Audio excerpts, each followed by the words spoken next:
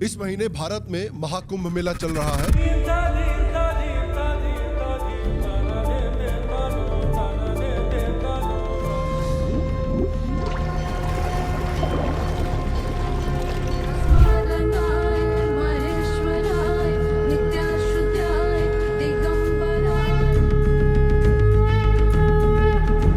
दुनिया की सबसे बड़ी रिलीजियस गैदरिंग है ये, जिसमें सिर्फ भारत से ही नहीं बल्कि पूरी दुनिया से हिंदूज आकर हिस्सा ले रहे हैं। I come here, I practice yoga in Brazil, my country, and I come here to look for moksha. इस मेले की एक स्पेशलिटी ये है कि इस मेले में अक्सर हमें देखने को मिलते हैं भारत के लेजेंडरी नागा साधुस।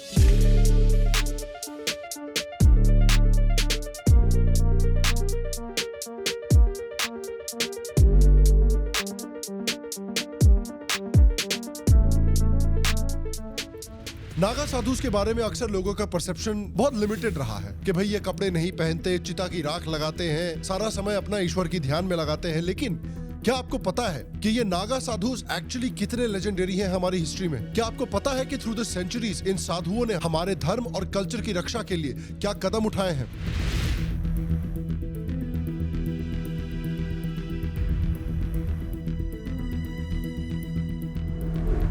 इन नागा साधुओं को भारत के धर्म का लास्ट लाइन ऑफ डिफेंस माना जाता है और आज मैं आपको बताता हूं भारत के नागा साधुस की वो अनटोल्ड स्टोरी जो आपको ना कभी मीडिया ना कभी आपके हिस्ट्री टेक्स्ट बुक सिखाएंगे। तो आइए जानते हैं नागा साधुस के बारे में, द शील्ड ऑफ धर्म।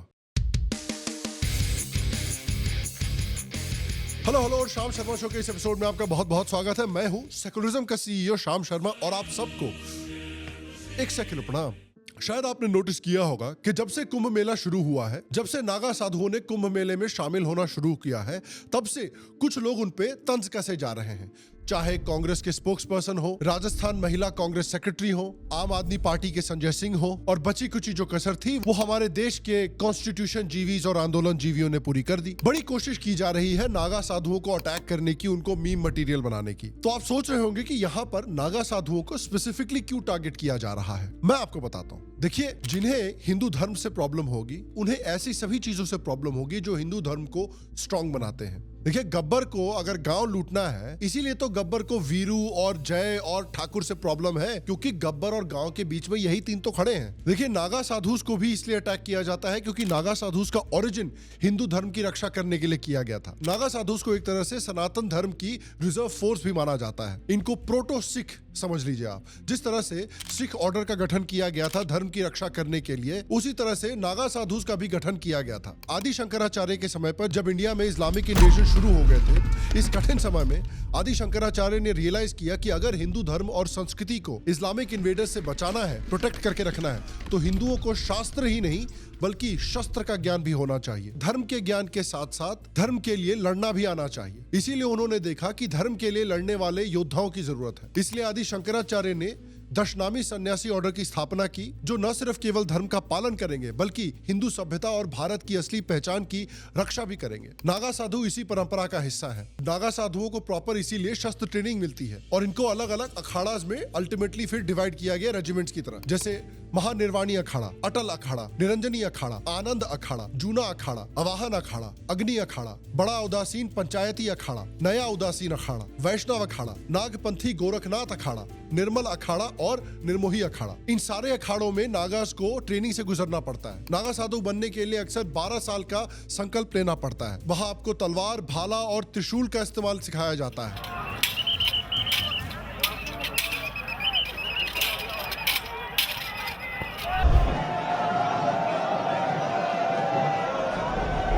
नागा साधुस की ट्रेनिंग काफी इंटेंस होती है और उसमें कई मार्शल आर्ट्स के डिसिप्लिन्स भी शामिल होते हैं, जैसे कि रेसलिंग, खड्ग विद्या, तलवार चलाने की कला जिसमें तलवार को खींचना और प्रिसीजन कटिंग का इस्तेमाल शामिल होता है, गदा युद्ध, मेस फाइटिंग टेक्निक्स। जो ज्यादा ताकतवर और बल्कि साधु होते हैं उनके लिए ये आर्ट परफेक्ट माना जाता है। आज भी कई नागा साधुस इन ट्रेडिशंस का पालन करते हैं। कुंभ मेला जैसे रिलीजियस इवेंट्स पे मॉक जाउस्ट्स और वेपन डेमोन्स्ट्रेशन दिखाए जाते हैं। नागा साधुस अपनी वॉरियर स्पिरिट को अपने ascetic प्रैक्टिसेस के साथ बैलेंस करते हैं। उनकी उनकी मार्शल आर्ट्स ट्रेनिंग एक्चुअली उनकी आइडेंटिटी का एक बहुत इंपॉर्टेंट हिस्सा है। ये स्पिरिचुअल डिसिप्लिन और फिजिकल स्ट्रेंथ का परफेक्ट कॉम्बिनेशन है जो उनके हिस्टोरिकल रोल को रिफ्लेक्ट करता है एज एसेटिक वॉरियर्स जो सनातन धर्म की रक्षा के लिए भी खड़े रहते हैं। और अब मैं आपको बताता हूँ नागास की वो कहानी जो टेक्स्ट बुक्स में आपको नहीं दिखाई देती कि कैसे उन्होंने थ्रू द सेंचुरीज भारत के और भारत के धर्म की रक्षा की है। 11वीं सेंचुरी के बाद देखिए भारत के कई हिस्सों पर इस्लामिक इन्वेडर्स शुरू हो गए थे। महमूद और गजनी से लेकर दूसरे इन्वेडर्स ने हिंदू मंदिरों को अटैक किया, उनको लूटा, उनको तोड़ा। एक मिडिवल हिस्टोरियन फरिश्ता ने लिखा है कि नागा साधुस ने इस्लामिक इन्वेडर्स की आर्मी के खिलाफ अपनी एक छोटी सी टोली बनाकर भिड़ा दी थी। उन्होंने गिरिल्ला टैक्टिक्स और हिट एंड रन टैक्टिक्स का इस्तेमाल करके इन्वेडर्स को खदेड़ा और अपने एरिया के मंदिरों को बचाया। 1024 एडी में महमूद ऑफ गजनी ने सोमनाथ मंदिर को लूटने का इरादा किया और वहां पे भी नागा साधु की एक छोटी सी टोली ने गजनी की विशाल सेना के खिलाफ अपने आप को भिड़ा दिया। और इस छोटी सी टोली ने इतनी बड़ी आर्मी को काफी लंबे समय तक रोक के रखा था। हालांकि अल्टीमेटली गजनी की जो आर्मी थी उसका साइज बहुत बड़ा था and they were able to overwhelm the Naga sadhu army. इसके बाद भी नागा साधुओं के कई इस तरह के एग्जाम्पल्स हैं इस्लामिक इन्वेजन को रेजिस्ट करने के। बाबा बालानंद के नेतृत्व में नागा साधुओं की एक टोली ने तो शहाबुद्दीन घोरी के खिलाफ दूसरी तराइन की लड़ाई भी लड़ी थी। जब महाराणा प्रताप मेवाड़ में अकबर के मुगल फोर्स का सामना कर रहे थे तब कई नागा साधुओं ने उनका साथ दिया था। ये युद्ध राजस्थान के चपली तालाब और रणकड़ा घाट के बीच किया गया था जिसमें मुगल सेना को नागा साधुओं की मदद से बहुत बुरी तरह हराया गया था। आज भी वहाँ उन सन्यासियों की समाधियां हैं जिन्होंने अपनी जान देकर महाराणा प्रताप और हिंदू धर्म की मदद की थी। इतना ही नहीं, जब 17वीं सेंचुरी में औरंगजेब हिंदुओं के खिलाफ आए दिन नए नए अत्याचार ईजाद कर रहा था तब भी नागा साधुस ने औरंगजेब की बहुत साहस से विरोध किया था। 1664 में जब औरंगजेब के जनरल मिर्जा अली तुरंग ने काशी विश्वनाथ मंदिर पर हमला किया तब भी हजारों नागा साधुओं ने उसकी सेना का सामना किया, उसकी आर्मी को खदेड़ भगाया और उस समय काशी विश्वनाथ मंदिर को प्रोटेक्ट किया। और इतनी बुरी हार का सामना करना पड़ा औरंगजेब की आर्मी को कि 1669 तक 5 साल तक दोबारा हमला नहीं किया गया काशी विश्वनाथ मंदिर पर। इस घटना का जिक्र जेम्स जी लॉकनफेल की किताब में the illustrated encyclopedia of Hinduism volume 1 में किया गया है। 1666 में औरंगजेब की सेना ने लोकेशन चेंज किया और हरिद्वार कुंभ पर हमला करने की कोशिश की। तब भी वहां पर लोकल्स ने एक बहुत स्ट्रॉन्ग रेजिस्टेंस दिखाया औरंगजेब की आर्मी के खिलाफ, जिसमें कई नागा साधुस भी इन्वॉल्व थे और उन्होंने वहां से भी औरंगजेब की सेना को खदेड़ भगाया। मथुरा में भी जब औरंगजेब का अटैक हुआ, जब वहां पर मंदिर तोड़े जा रहे थे, जब वहां पर हिंदुओं को जबरदस्ती कन्वर्ट किया जा रहा था, तब नागा साधुओं ने अपनी धर्म की रक्षा के लिए वहां पर भी हथियार उठाए। वहां पर भी नागा साधुओं ने औरंगजेब की आर्मी जो अब्दुल नबी खान के अंदर थी उसको बहुत तगड़ी टक्कर दी। और जगह जगह पर जहां जहां पर औरंगजेब एक्सपैंड करने की कोशिश कर रहा था या हिंदुओं पर मंदिरों पर अटैक करने की कोशिश कर रहा था, वहां पर उसे नागा साधुओं से बहुत स्ट्रॉन्ग रेजिस्टेंस मिल रहा था। और इतना परेशान हो चुका था औरंगजेब कि अल्टीमेटली उसने बाकायदा एक फरमान जारी किया कि भाई आज से किसी भी नागा साधु को हथियार रखने का अधिकार नहीं है। इसके बाद 1751 में अफगानिस्तान से एक लुटेरा आता है अहमद अली बंगश। उसने भी हिंदुओं को मारने के लिए प्रयागराज कुंभ पर हमला किया था और तब ऑलमोस्ट 50,000 नागा साधु एकजुट हो जाते हैं और अपनी पूरी ताकत से इन अफगानों पर टूट पड़ते हैं। और उन्होंने इतनी बुरी तरीके से इस अफगान सेना को धोया है कि उन अफगानियों के पास पीछे हटने के अलावा और कोई ऑप्शन नहीं बचा और वो तुरंत अपना बोरिया बिस्तर समेटकर वापस चले गए। उसके बाद अफगानिस्तान का एक और लुटेरा आता है अहमद शाह अब्दाली। वो जब चौथी बार भारत आया तो उसने अपने कमांडर्स को ये ऑर्डर दिया कि मथुरा और वृंदावन के सभी मंदिरों से धन लूट लिया जाए और मंदिरों को तोड़ दिया जाए। और जब अफगान सेना मथुरा और वृंदावन पहुंची और वहां पर ये अत्याचार करना शुरू किए, कई लोगों को जबरदस्ती कन्वर्ट किया गया, कई मंदिरों को तोड़ा गया, कई हिंदू महिलाओं ने तो अपनी इज्जत बचाने के लिए यमुना नदी में कूदकर अपनी जान दे दी। इस अत्याचार को, इन अट्रॉसिटीज को देखकर नागा साधुस को भी बहुत गुस्सा आया और उन्होंने अफगान सेना से बदला लेने का प्रण लिया। और जब अफगान सेना गोकुल से हमला करके निकली तो उनका सामना 4000 नागा साधुओं से हुआ जो वेपन्स लेकर तैयार खड़े थे उनके लिए। अफगान सेना को लगा कि भैया इन्होंने तो कपड़े तक नहीं पहन रखे हैं, ये क्या लड़ेंगे हमसे। लेकिन कुछ ही घंटों के युद्ध में नागा साधु ने इस आर्मी को हरा दिया। इनफैक्ट इस जंग में अराउंड 4000 की नागा साधुस की सेना 10,000 प्लस अफगान सोल्जर्स पर अकेले भारी पड़ गई थी। उनके लीडर सरदार खान को समझ आ गया कि अब अंडरग्राउंड होने का समय आ चुका है, जिसके कारण अफगान सेना को अपनी पूरी आर्मी के साथ रिट्रीट करना पड़ा। और देखिए कि जिस समय पर भारत ने मराठा एम्पायर का राइज हुआ, जब मराठा एम्पायर एक्सपैंड कर रहा था और इस्लामिक इन्वेडर्स को धीरे धीरे बाहर निकाल रहा था और हिंदवी स्वराज को स्थापित किया जा रहा था, उस समय हजारों नागा साधुओं ने वॉलंटरीली मराठा आर्मी को ज्वाइन किया था, स्पेशली तब जब वो नॉर्थ इंडिया में एक्सपैंड कर रहे थे। मराठा आर्मी में नागा साधुओं के रोल को काफी इंपॉर्टेंट माना जाता था। कई मराठा रूलर्स ने उनके साथ अलायंस बनाकर दुश्मनों के खिलाफ युद्ध लड़े हैं, जिसमें महादाजी शिंदे का भी एक नाम था, जिनकी आर्मी में कई नागा साधु रिक्रूट किए गए थे। वो मानते थे कि नागा साधु बहुत ही डिवोटेड और फियरलेस वॉरियर्स हैं। कितनी भी डिफिकल्ट जंग क्यों ना हो, नागा साधुस लड़ने के लिए तैयार रहते हैं और पीछे हटने तक का नाम तक नहीं लेते। इनफैक्ट जब थर्ड बैटल ऑफ पानीपत आया था 1761 में, उसमें भी 5000 नागा साधुस ने मराठास के साथ मिलकर अहमद शाह अब्दाली के खिलाफ लड़ाई की थी। मराठा कमांडर सदाशिवराव भाऊ नागा साधुओं के फियर्स वॉरियर टैक्टिक्स से बहुत इंप्रेस भी हुए थे। इनफैक्ट 1761 की हार के बाद मराठास ने इवेंचुअली रिकवर किया और 1803 में वापस दिल्ली को कैप्चर किया और नॉर्थ इंडिया में फिर से मराठाओं का परचम लहराया गया। इस 1803 की जीत में भी नागा साधुओं को रिक्रूट किया गया था मुगलों से लड़ने के लिए। इसी तरह से नागा साधुस के हिंदू एम्पायर्स को डिफेंड करने का और सपोर्ट करने का ना जाने कितने इंस्टेंसेस हैं। लेकिन क्या आपको एक भी इंस्टेंस ऐसा एनसीईआरटी की टेक्स्ट बुक में मिल जाएगा? 10 साल हो गए बीजेपी की गवर्नमेंट को, और सिर्फ इस्लामिक इन्वेडर्स के साथ ही नहीं बल्कि यूरोपियन इन्वेडर्स के खिलाफ भी नागा साधुओं के लड़ने के इंस्टेंसेस हैं। 16th सेंचुरी में जब पोर्चुगीज कॉलोनाइजर्स ने गोवा इंक्विजिशन शुरू की थी और हिंदुओं को परसिक्यूट करना शुरू किया था, उनके मंदिरों को तोड़ना शुरू किया था, तब भी वहां पर भी माना जाता है कि सन्यासियों ने इनके खिलाफ एक्टिव रेजिस्टेंस दिया था। पोर्चुगीज इतना परेशान हो गए थे इनकी रेजिस्टेंस से कि इन्होंने बाकायदा इनकी एक्टिविटी से परेशान होकर गोवा में उनकी एंट्री को रोक दिया था, ऑफिशियल एडिक्ट देकर। इन डिक्रीज में एक्सप्लिसिटली मेंशन किया गया था कि आर्म नागा साधुस पुर्तगालियों के एजेंडा के लिए एक थ्रेट है। इसके रिस्पॉन्स में नागा साधुओं ने कई बार पोर्चुगीज फोर्सेस के साथ लड़ाई की थी, कई रेड्स किए थे पोर्चुगीज के खिलाफ, और इन्हीं के एफर्ट्स की वजह से आज गोवा में सभी आनंद एंथनी नहीं हो गए हैं। पुर्तगालियों के बाद फिर जब अंग्रेज इंडिया में घुसते हैं और 18th सेंचुरी में British east India company rapidly India में एक्सपैंड करने लगती है वॉर्स और ट्रीटीज के थ्रू, तब भी वहां पर नागा साधुस ब्रिटिश आर्मी के खिलाफ खड़े होते हैं। इनफैक्ट हिस्टोरिकल अकाउंट्स दिखाते हैं कि नागा साधुओं ने बैटल ऑफ बक्सर में भी ईस्ट इंडिया कंपनी के खिलाफ लड़ाई की थी। इतना ही नहीं, नागा साधुओं ने इसके बाद भी लगातार ब्रिटिश रूल को रेजिस्ट किया है। हिस्टोरिकल रिकॉर्ड ये कंफर्म करते हैं कि नागा साधुस का फर्स्ट वॉर ऑफ इंडिपेंडेंस में भी बड़ा रोल रहा है 1857 में। ब्रिटिश रिकॉर्ड्स खुद इस बात को दिखाते हैं कि जब रेबल सिपॉइज ने दिल्ली की सीज की थी उसमें नागा साधुस भी इन्वॉल्व थे। बदली की सराय में एक भयंकर बैटल हुआ था जहां नागा साधु फाइटर्स ने ब्रिटिश कंटिंजेंट्स पर बहुत ही स्ट्रॉन्ग हमला किया था। स्कॉलरली रिसर्च ये दिखाता है कि नागा साधुओं ने नॉर्थ इंडिया के कई पार्ट्स में ब्रिटिशर्स के खिलाफ रेगुलर रेजिस्टेंस दिया है 18th सेंचुरी में। इनफैक्ट 1857 में नागा साधुस जो थे वो फ्रीडम फाइटर्स के लिए और रेबल सिपॉइज के लिए इंटेलिजेंस गैदर कर रहे थे। उसके बाद आपने शायद नाम सुना होगा ब्रिटिशर्स के खिलाफ जो सन्यासी आंदोलन हुआ था, उसमें नागा सन्यासियों ने अंग्रेजों के खिलाफ एक सन्यासी मूवमेंट लॉन्च किया था। उन्होंने ब्रिटिशर्स के द्वारा इंडियंस पर हेवी टैक्सेस लगाए जाने को बहुत रेजिस्ट किया था। ब्रिटिशर्स की लूट की वजह से 1770 का ग्रेट बंगाल फैमिन हुआ था जिसमें बंगाल की 1/3 पॉपुलेशन मार दी गई थी। सन्यासीज ने इस इनजस्टिस के खिलाफ आवाज उठाई और ब्रिटिशर्स को ओपनली कई फ्रंट्स पर चैलेंज किया।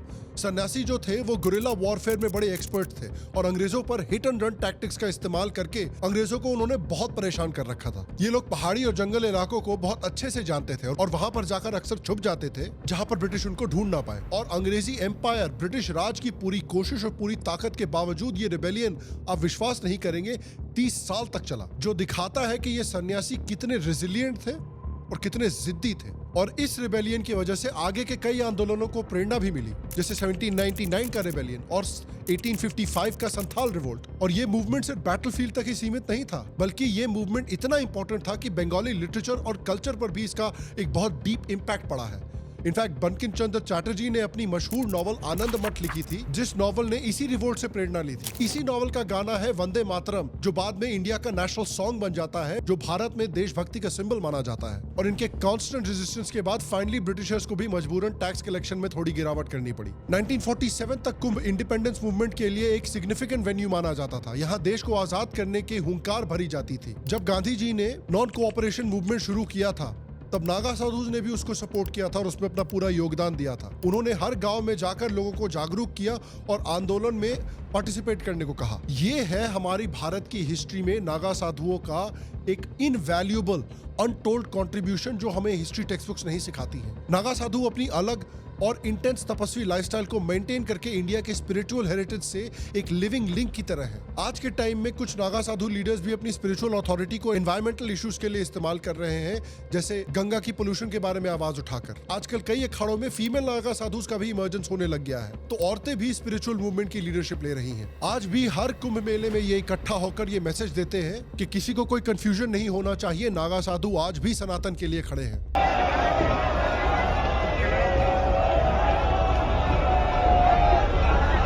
नागा साधु जो हैं वो भारत के लोगों को 2 इंपॉर्टेंट लेसन्स देते हैं और मैं चाहता हूं कि अगर आप इस वीडियो से कुछ लेसन लेकर जाएं तो ये 2 लेसन्स हैं। पहला कि देखिए भारत में ऐसे कुछ लोग हैं जो बड़ा क्लेम करते रहते हैं ना कि 80 ने हिंदुओं ने बचाया सी, लेकिन ये जो नागा साधु है ना वो ऐसे इनसिक्योर और सुप्रेमेसिस्ट सोच को पूरी तरह से एक्सपोज कर देते हैं। ये नागा साधु प्रूव है कि इंडियन सिविलाइजेशन को प्रिजर्व करना किसी एक पर्टिकुलर कम्युनिटी की जिम्मेदारी नहीं थी। किसी एक पर्टिकुलर कम्युनिटी ने भारत पर एहसान नहीं किया है। भारत के हर कोने ने अपना खून दिया है अपनी संस्कृति और अपनी विरासत को प्रोटेक्ट करने के लिए। चाहे ईस्ट में अहोम हो, साउथ में विजयनगर एम्पायर हो, वोडेयार्स हो, वेस्ट में मराठा हो, राजपूत हो, नॉर्थ में जाट हो, सिख हो, गोरखा हो, डोगरा हो, गढ़वाली हो, इन सब लोगों ने अपने देश के लिए खून बहाया है अपने देश को प्रोटेक्ट करने के लिए। किसी एक कम्युनिटी का एहसान नहीं है इस देश पर। दूसरी बात यह है कि हर भारतीय को अपना और अपने देश का बचाव करना आना चाहिए, क्योंकि भारत की रक्षा सभी भारतीयों की जिम्मेदारी है। यह विजन देखिए आदि शंकराचार्य का था और यही विजन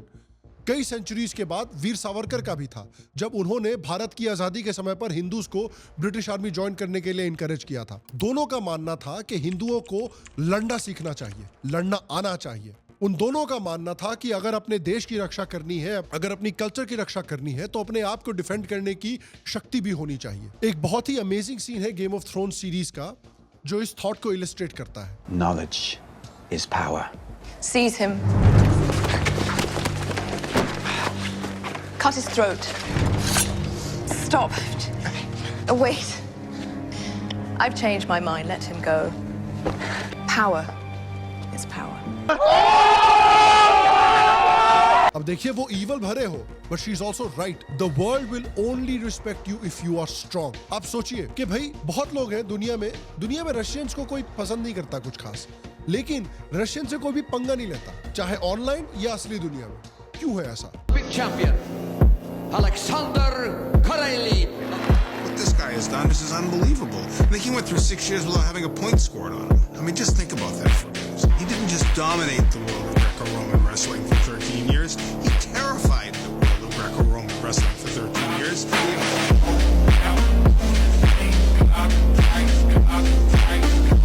क्योंकि देखिए रशियंस का एक डीप और लेजेंडरी स्टेटस है मार्शल आर्ट्स में, चाहे सांबो हो, रेसलिंग हो, एमएमए हो, बॉक्सिंग हो, सब में वो सालों से डोमिनेट करते हुए आए हैं। मार्शल आर्ट्स में उनका एक डर है और इस डर की वजह से उनको दुनिया एक रिस्पेक्ट देती है। आजकल आपने देखा होगा ऑनलाइन पिछले कुछ सालों से इंडियंस के खिलाफ कितना रेसिज्म बढ़ रहा है। इंडियंस को वीक माना जाता है, फिजिकली इंफीरियर दिखाया जाता है सोशल मीडिया पर। ये एक नैरेटिव क्रिएट किया जा रहा है इंडियंस के बारे में। उसको टैकल करने का एक सॉलिड तरीका है कि आप सबको एक मार्शल आर्ट सीखना चाहिए। मेरी हम्बल ओपिनियन में इंडियंस को रशियन से सबक सीखना चाहिए। मार्शल आर्ट सिर्फ एक स्पोर्ट ही नहीं है, बल्कि ये 2 काम करेगा। पहला, दुनिया में आपके लिए एक सॉलिड रेपुटेशन बनाएगा। लोग जानेंगे कि अब इंडियंस को लाइटली नहीं लिया जा सकता रशियंस की तरह ही। कोई पंगा नहीं लेगा, क्योंकि लोग जानते हैं कि आपको लड़ना आता है, आप अपनी और अपने घर वालों की रक्षा कर सकते हैं। हर इंसान को कम से कम इतने स्किल होने चाहिए कि अगर जरूरत पड़े तो आपके पास वो टूल्स हो, वो स्किल्स हो कि आप अपनी और अपने परिवार की रक्षा कर सकें। अब इसका ये मतलब नहीं है कि हमेशा आप अपने परिवार की रक्षा कर पाएंगे just because you learn a martial art, लेकिन it gives you a better chance than normal। इसीलिए मैं कहता हूं कि आपको एक मार्शल आर्ट सीखना चाहिए, चाहे कोई भी मार्शल आर्ट हो, जो भी आपके इंटरेस्ट का हो। अपने शेड्यूल के मुताबिक जब भी टाइम मिले बस सीखना शुरू करें। हमारे एसेटिक्स जो हैं, हमारे तपस्वी जो हैं, हमारे साधु जो हैं, जब जरूरत पड़ी थी भारत को डिफेंड करने के लिए खड़े हुए थे। उनसे हमें सबक लेना चाहिए, उनकी हिस्ट्री ऑफ वैलर से एक सबक लेना चाहिए कि as a nation, as a people, we must always be prepared. क्योंकि हम एक ऐसा कल्चर है, हम एक ऐसा देश है कि हमारे कई दुश्मन हैं, चाहे पाकिस्तान हो, चाहे चाइना हो, चाहे वेस्टर्न लोग हो, ये सब हमें एक इन्फिडेल की तरह देखते हैं। इन सब के लिए हम एक आईसोर है। We are the pagan civilization that survived। इनकी 1000 सालों की ताबड़तोड़ कोशिश के बावजूद हम आज तक खड़े हैं और आगे भी खड़े रहें। इसके लिए हमें अपने आप को भी इकोनॉमिकली ही नहीं बट फिजिकली भी ताकतवर बनाना जरूरी है। और मैं आपसे पूछना चाहता हूं कि आपके हिसाब से नागा साधुओं ने जो कंट्रीब्यूशन दिया है पिछले सेंचुरीज में भारत के लिए, उससे आप क्या लेसन्स लेते हैं?